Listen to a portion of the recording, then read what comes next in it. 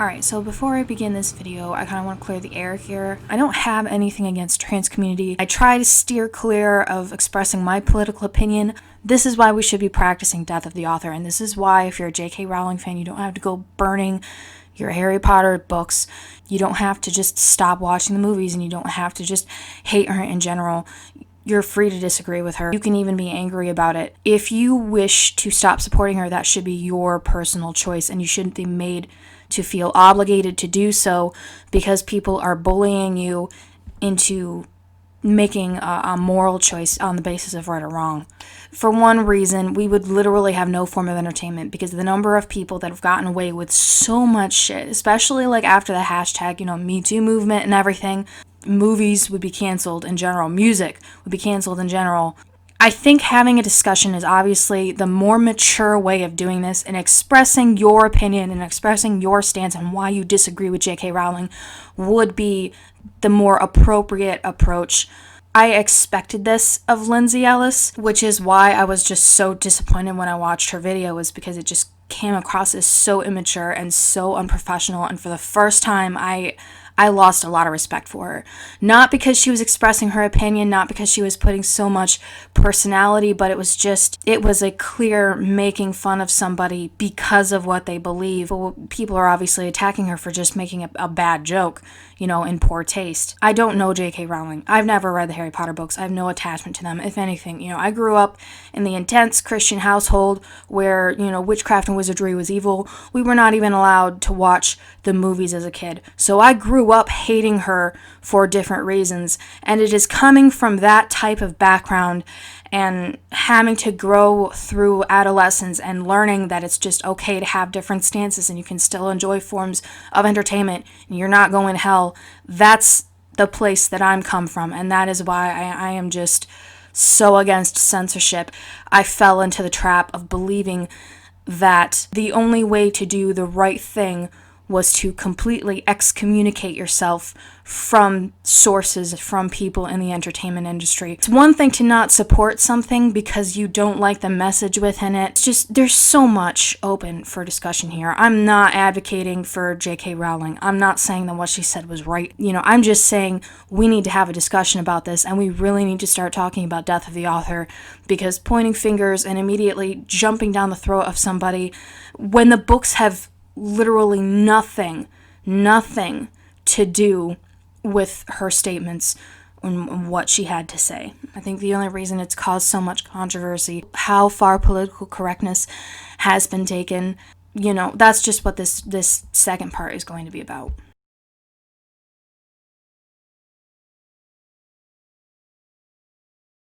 I hear you might be thinking about killing the author. It's an exciting time in any person's life when they're deciding which literary theory to apply to the way they read text. Discussing death of the author and asking how we should apply this to our newly out and proud, incredibly transphobic J.K. Rowling. But it's important to know what you're getting into and make sure that this literary theory is the right one for you. Really hardcore, right-wing, turfy tweets. Before you start applying literary theories, you want to make sure that you're doing it for the right reasons.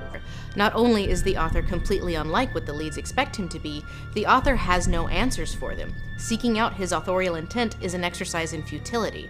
TERF meaning trans-exclusionary radical feminist. I'm not wild about the term for accuracy reasons, but just so we're clear, it is not a slur. Some TERFy stuff, TERFy tweets. The author has emotionally moved on from the book, and if he does have an answer to Hazel's question, he is not obligated to share it. What's the step beyond showing your slip? It's like her dress got caught in her underwear. But moreover, his intent does not matter. The book does not speak to Hazel because of the author's intent, but because of the text itself. The text in isolation is what means so much to Hazel. So death of the author, when the author, a very successful and wealthy author, outs themselves as a bigot. As a text, this seems to be the theme of The Fault in Our Stars, that a part of growing up is to stop looking to other people, especially authors, to explain the meaning behind texts, but instead to figure out what your own reading is. Now, it is entirely possible that you do not care and you genuinely do believe in separating art from the artist. And if that is the case, you fly free, little bird. This video is not for you.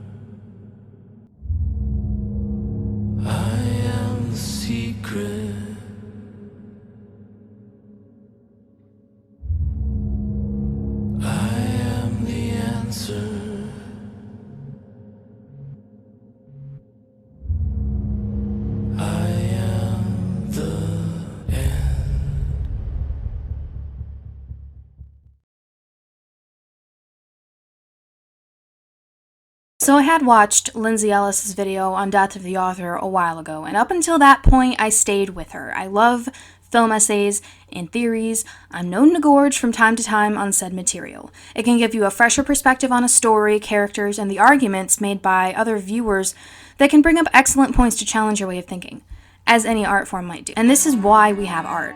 Whether it be film, music, literature, picture, or portrait, art allows us to dig into the piece itself to find something that might relate to us, might influence us, and might cause us to wonder about things. Bringing into question one's personal moral validity is not the point. Now, in her first Death of the Author video, Lindsay Ellis uses an example given to us through John Green's The Fault in Our Stars, comparing Van Houten's ambiguous ending and the strong connection the reader has to the story, so much so that she flies to see him in person and demands an ending to suit her needs. That is for you to tell me what happens at the end of this goddamn book! I can't tell you. Bullshit. I can't. Make something up! And John Green does this to explain how big of an impact a literary work can have on its reader. Hazel Grace's ideals of the book were ruined after she found out what the author was truly like, after he told her the truth, his truth, that she refused to believe, that she came all this way to hear only to deny, to find her truth. This is the point of having an ambiguous ending, because stories, much like any art form, speak to everyone differently. Since we all come from different walks, ways, and experiences, we are taking different things that are enhanced through story when we're allowed to express some creativity on our own part to come up with a suitable ending in order to fit our specific needs.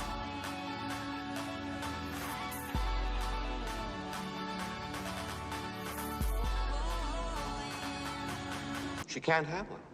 Who says I can't? I want one! But how many endings have been rewritten and handed out past the expiration date just to disappoint as many people, if not more than those pleased that got the ending they wanted? Go enjoy Fantastic Beasts 5 or whatever. Well, we used to be a society based on ideals and individual expression. We're quickly embracing conformity, and after the tumultuous death of the comedic, cancel culture is coming with a heavy hand toward the entertainment industry. It's no longer good enough not to be offensive because everything is offensive.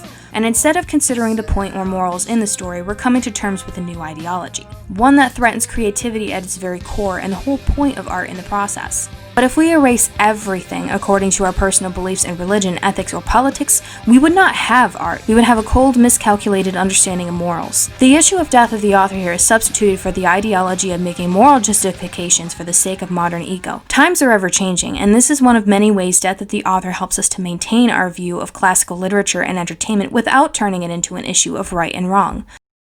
Instead of telling the reader it might be best to separate art from the artist because otherwise any form of entertainment media would not be commendable in any form because it had a sexual predator or religious psychopath involved.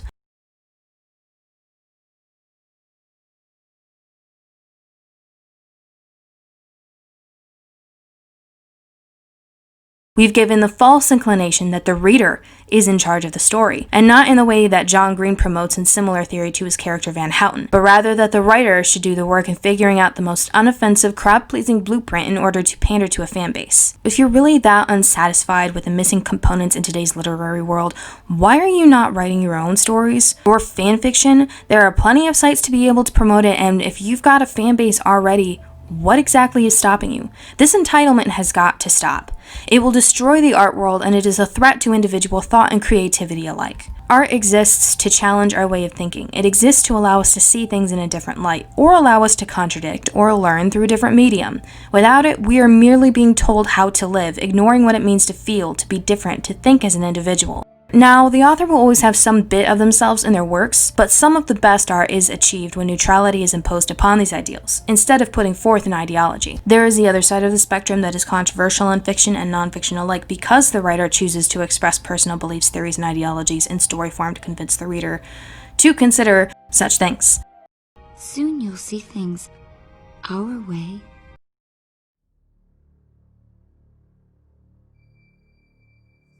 People have an attachment to Harry Potter. It was a part of their childhood. It was a part of their adolescence.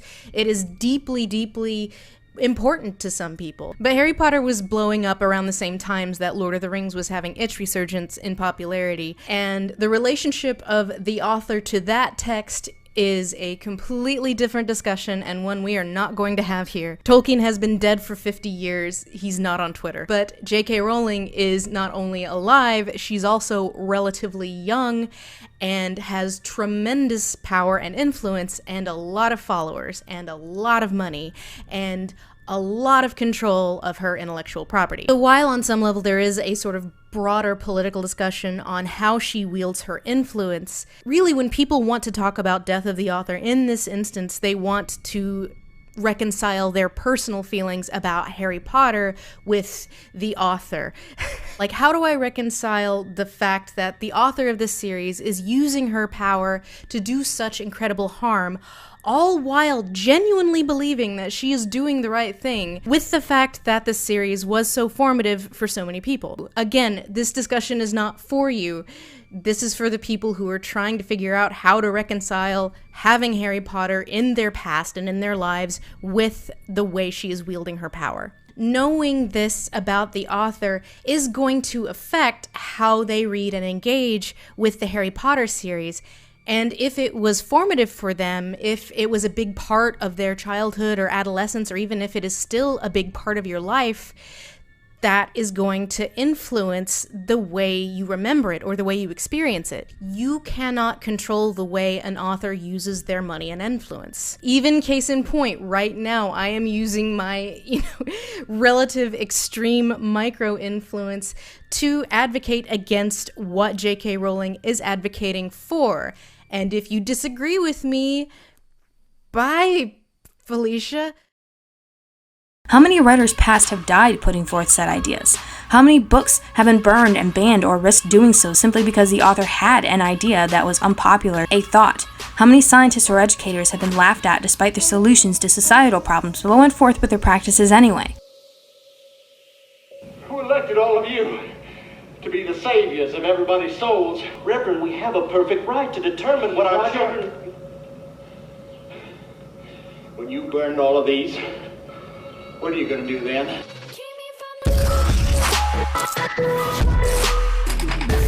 To become a better citizen.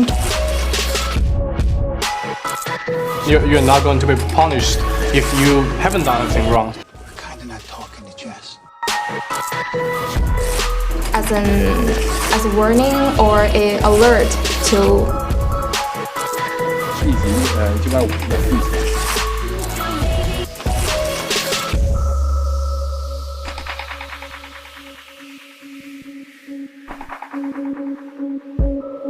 To push people to do it, to be a good person. Authors in the past have put down their thoughts, perspectives, and works, whether revolved around politics or religion. Aldous Huxley's Brave New World Revisited and his inspired Brave New World could be condemned for his having taken inspiration from Adolf Hitler's Mein Kampf. Instead, he explains how simple manipulation of an audience is received, conveying the chilling revelation of how impressionable a tired, desperate, economically ruined people might be. They might cling to any chance for hope, for success, for a future. And despite good indicators for their country, while isolated and brainwashed and lied to, we, as a separate country and separate individuals, were allowed to experience, despite this, managed to come to opposition. For in World War II, we separate countries and peoples, having seen different outcomes and different sides and hearing different testimonies, also fought for the validity in our own separate argument, which had evolved past politics to morph into the ethically questionable right versus wrong.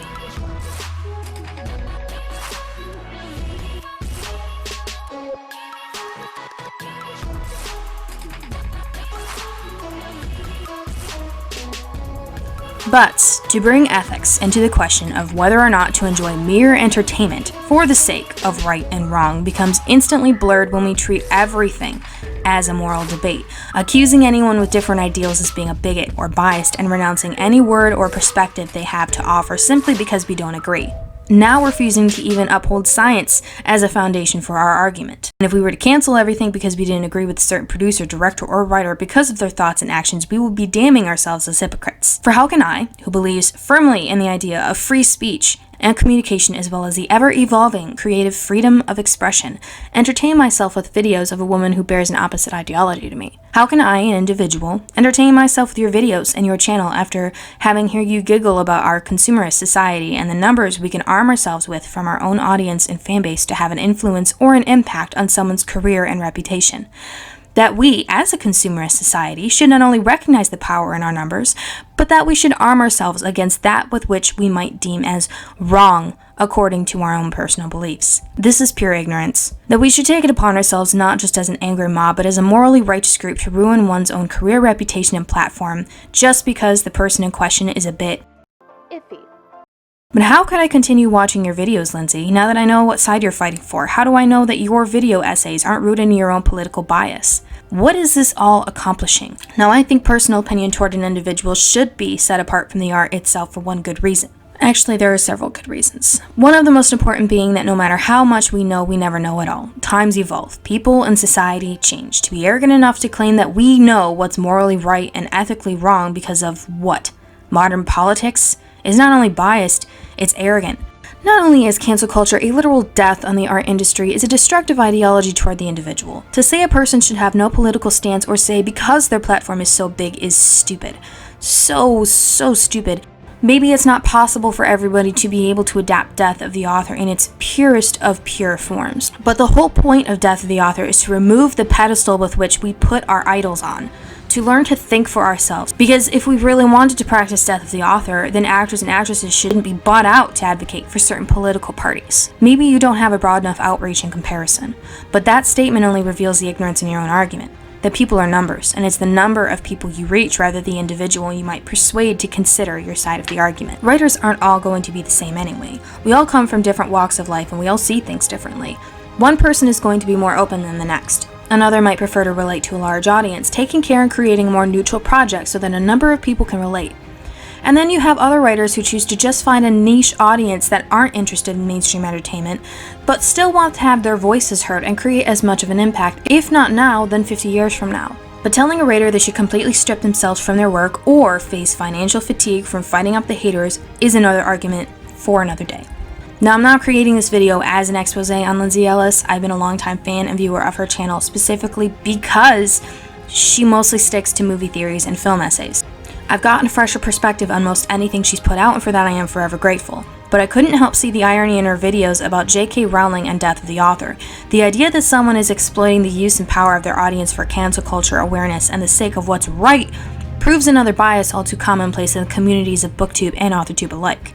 Most of these theories and commentary threaded together by the community's single-focused perspective and gathering together to condemn the haters in order to make the world a better place. Sometimes we adults just need to learn to agree to disagree. Also, your argument in trying to excuse her ignorance while coming from a different, more conservative place than you're used to seeing on public media is exactly why Death of the Author should exist. As a mature, cultured society, we should be able to come together despite our differences and talk things out, see if we can't find a common ground. But turning everything into an issue of ethics erases our outlook on a person as a different individual and paints them as the enemy. How can we come to solutions if we don't have a discussion about it? The idea that fans have this kind of relationship with the writer is not in relation to the work, but a fundamental string for the reader to feel more on a personal level. This is what is known as the pedestal and has little to do with the work itself so much as drawing the attention away from what actually inspired them to the creator of said inspiration. We are no stranger to the fact that J.K. Rowling isn't a mere writer but a prominent public figure. She is a speaker and an advocate and has allowed herself to be her own brand rather than be the mere scripter for the work. It's no longer about the work, but about the author. J.K. Rowling has extended a massive hand toward her fanbase, thus heightening the prospects of becoming said idol. The reason I'm not stating my political stance, aside from it not being the sole purpose of my channel, brand, and message, which will render it utterly pointless, but there is no reasoning with an individual who has already proven to shut out the chance for discussion. The point is the discussion, and the erasure thereof for the sake of personal esteem and subconscious reputation we have assigned ourselves in order to attach to some identity. Denying what makes us different or flawed is to deny what makes us human. To fall and to get back up is to learn, to strive, to adapt and overcome.